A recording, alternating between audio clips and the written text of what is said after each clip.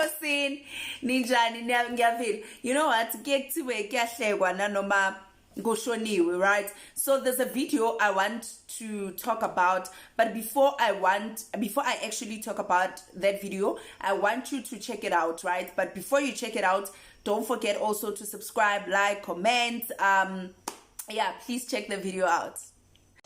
Avelele nalamadoda walezangoma ama boyfriend walezangoma avevelelo.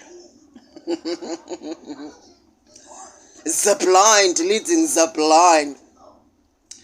Do you think lelelan do you my boyfriend walezangoma zamadela kufa ama fake once waqala nje ungamlobolanga wakhipha ngisho isenti athi uzoxoxela indaba zomsamo wakini akuganise Dlozi awuzange uyomlobola ngisho nangexoxo elihlinile eliphuma ulimi elishayiswe imoto ngisho nolamthuthu lo ophethwe isithuthwane ulamthuthu ophethwe sinus awuzange ngomlobola afika athi ya mavele empeni mina ufunelani ukudlala ngengane yami wena nginga ngemoto mina nginga ngemoto yokufeba unamanga mfebele mur.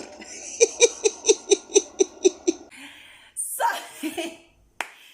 this is true. Remember that reality show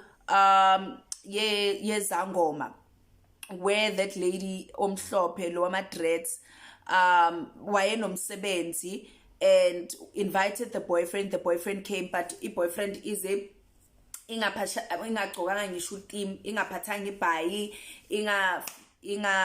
ifake i-track suit nje looking like somebody who doesn't care, who's not interested, right? So first thing she does, apparently uvukwa iDlozi out of anger, thinking ukuthi when she entered etendeni she wanted ukuthi ahambe ayokhwaza iDlozi noma ayovusela i-boyfriend kanti iphumile lo makangena, so wakwatela ukuthi akabonanga i-boyfriend. So bowusedlozini or how did you see that the boyfriend was not there?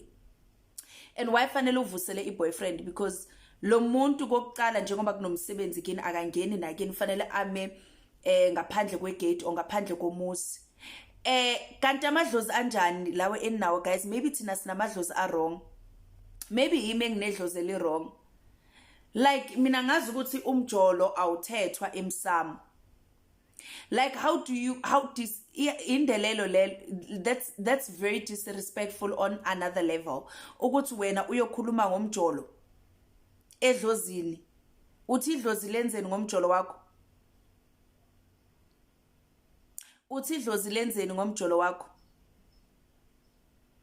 Abanye benizibangela amabhadi, abanye benizilandela ulaka olukude neDlozi. Then umuntu okhona uyathethisa iDlozi lamthethisa and I'm like, is it iDlozi or uwe? Guys, masikwazi. That's why neBhayibheli lasho lathi sefisisana imimoya. NaseDlozini again sefisiseni imimoya. Again sefisiseni imimoya ngoba yey kuningi ngitsheleni ngicabangani kule comment section, but I thought I should share nje for fun purposes, you know, sicocene ngayo. Yeah, emakhosini leselihanya camapunda uwe.